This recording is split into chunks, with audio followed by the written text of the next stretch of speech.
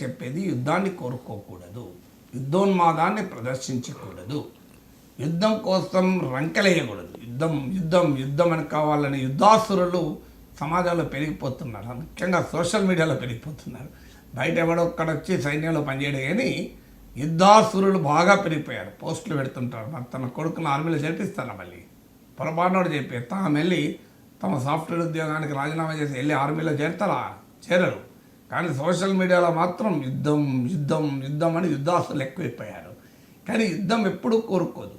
యుద్ధం అనేది మనము కోరుకోకూడదు. అదే సమయంలో యుద్ధం వస్తే భయపడకూడదు. నేను ఉదాహరణకు మహాభారతాన్ని ఉటంకిస్తూ చెప్తున్నాను. మహాభారతంలో ఏం జరిగింది? దానిలో ఈ పాండవులు ఏమడిగారు? 5 ఊర్లు ఇచ్చైనా సంధి చేసుకోమన్నారు. కానీ సంధికి దుర్యోధనుడు అంగీకరించినప్పుడు ఏం చేశారు? యుద్ధం చేశారు. శ్రీకృష్ణ పరమాత్మ యుద్ధం ఆపటానికి కౌరవ సభకు పాండవుల రాయబారిగా వెళ్ళాడు. మర్చిపోదామా?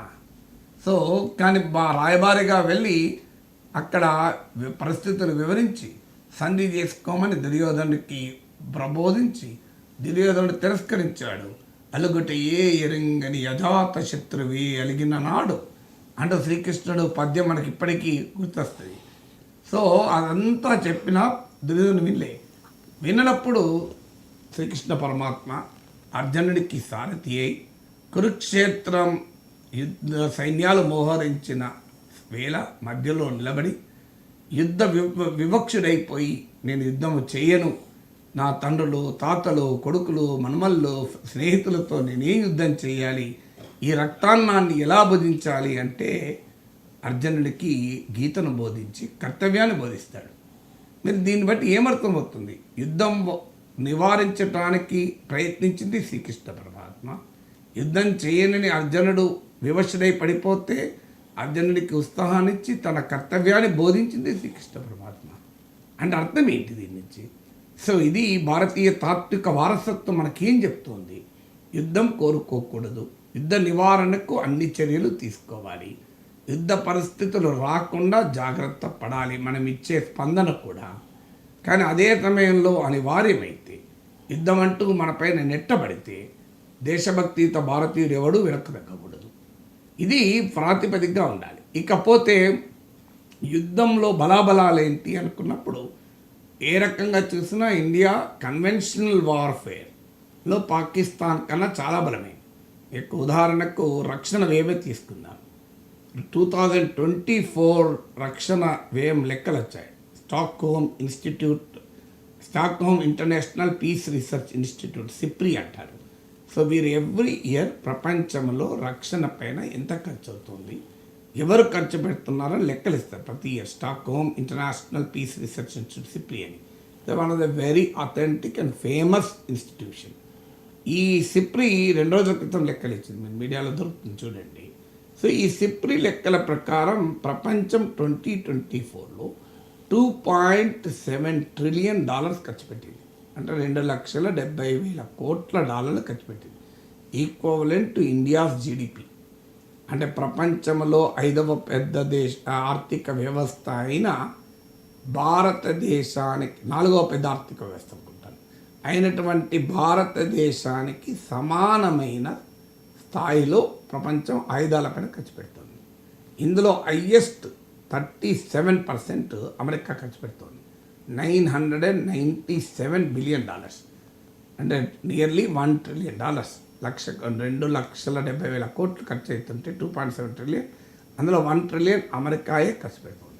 America accounts for 37% global on spending. కానీ మరి సప్లై చేసేది కూడా అమెరికాయే. ప్రపంచంలో ఆయుధ మార్కెట్లో 43% షేర్ అమెరికా. అండ్ అందుకే ప్రపంచంలో ఎక్కడ యుద్ధం వచ్చినా అమెరికన్ ఎకానమీ భూమి. అందువల్ల ఇవాళ రిసెషన్ పోవాలి అంటే అమెరికాలో ప్రపంచంలో యుద్ధం రావాలి, అమెరికాలో రిసెషన్ పోవాలని. కానీ American military industrial complex, Lockheed Martin ఇట్లాంటి కంపెనీలు భారీగా లాభాలు పొందుతాయి. సో ఎందుకంటే గ్లోబల్ ఆర్మ్స్ మార్కెట్లో 43% అమెరికా సప్లై చేస్తుంది. ఖర్చు పెట్టే దాంట్లో 37% అమెరికా తర్వాత. ఎందుకు నేను చెప్తున్నా అంటే ఇండియా పాకిస్తాన్ కూడా కాంటెక్స్ట్ అర్థమయ్యడానికి మీకు గ్లోబల్ గణాంకాలు కూడా చెప్తున్నాను. సెకండ్ పొజిషన్ అమెరికా తర్వాత China. China $314 billion. 1 billion is 100 crores. 1 trillion అంటే 1,00,000 కోట్లు. 1 బిలియన్ ఈజ్ 100 crore అంటే 314 బిలియన్. మీకు అమెరికా $997 బిలియన్ ఖర్చు పెడితే అందులో లెస్ దెన్ 1/3 చైనా సెకండ్ ప్లేస్లో ఉన్న కంట్రీ. అంటే అమెరికా డామినేషన్ ఎంతో దీన్ని బట్టి అర్థమవుతుంది నాకు. సో చైనా డిఫెన్స్ స్పెండింగ్ కూడా ఈ మధ్య 7% పెరిగింది లాస్ట్ ఇయర్. సో మీకు $314 బిలియన్. ప్రపంచ మిలిటరీ స్పెండింగ్ 9.4% పెరిగింది 2024లో. ఉక్రెయిన్ వారు, వెస్ట్ ఏషియాలో ఉద్రిక్తత నేపథ్యంలో వరల్డ్ డిఫెన్స్ స్పెండింగ్ 9.4% పెరిగింది. ఇందులో 7% ఈవెన్ చైనాది కూడా పెరిగింది. ఇది చైనా సెకండ్ పొజిషన్లో ఉంటుంది. థర్డ్ పొజిషన్లో మీకు రష్యా ఉంటుంది. రష్యా మిలిటరీ స్పెండింగ్ అయితే 2024లో అంతకు ముందు ఏడాదితో పోలిస్తే 38% పెరిగింది. 38% పెరిగింది. ఎందుకంటే ఉక్రెయిన్ వార్ ఉంది కనుక. ప్రపంచంలో అత్యధికంగా రక్షణ పైన ఖర్చు పెడుతున్న దేశం ఉక్రెయిన్. తన దేశ జీడిపిలో 34% రక్షణ పైన ఖర్చు పెడుతుంది. అంటే ఒక ₹100 ఉక్రెయిన్కి ఆదాయం వస్తే ₹34 వాళ్ళు రక్షణ పైన ఖర్చు పెడుతున్నారు. ఎంత ఇబ్బంది పడుతున్నారు దీన్ని బట్టి అర్థమవుతుంది కదా. సో ఇది హయ్యెస్ట్ జీడిపిలో భాగంగా చూస్తే డిఫెన్స్ పైన ఖర్చు పెట్టే దేశం Ukraine 34% of GDP. So third ప్లేస్లో రష్యా ఉంటుంది. ఫోర్త్ ప్లేస్లో జర్మనీ ఉంటుంది. జర్మనీ $88 బిలియన్ ఖర్చు పెడుతుంది. జర్మనీ ఈ మధ్య పెంచారు.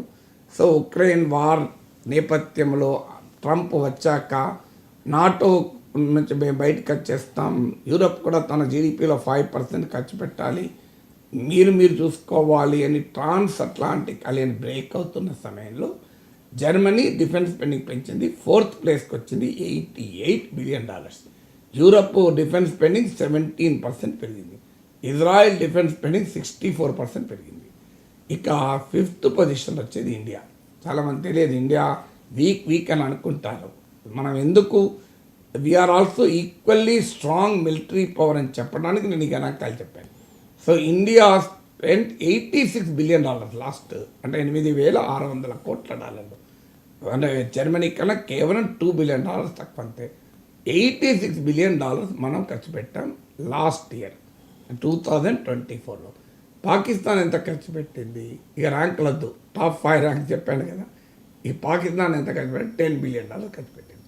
అంటే పాకిస్తాన్తో పోలిస్తే భారతదేశ మిలిటరీ వ్యయం 9 రెట్లు ఎక్కువ, 9 times. చూడండి మనం ఎంత పవర్ఫుల్ అనడానికి ఈ గణాంకాలు ఉదాహరణ కదా. ఈ మధ్య మనం 2 రోజుల క్రితం ఫ్రాన్స్తో ఒప్పందం చేసుకొని 26 రాఫెల్ యుద్ధ విమానాలు కొన్నాం. దాని డీల్ ఎంత అంటే $7.4 బిలియన్. అంటే పాకిస్తాన్ ఒక ఏడాదిలో ఖర్చు పెట్టే దాంట్లో 74% మనం ఒక్క ఫ్రాన్స్ నుంచి రాఫెల్ విమానాల మీద ఖర్చు పెట్టాం అనడానికి. ఇక ఇండియాకు పాకిస్తాన్కి ఎక్కడ కంపారిజన్ ఉంది? So we are much more stronger military power. దీంట్లో ఏమీ డిస్ప్యూట్ లేదు. ఇక ఇది మీకు ఆన్ స్పెండింగ్. రెండవ లెక్క చెప్తాను.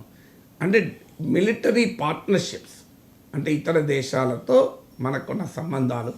యుద్ధం అంటూ వస్తే ఏ దేశము ఏ దేశానికి మద్దతుగా ఉంటుంది.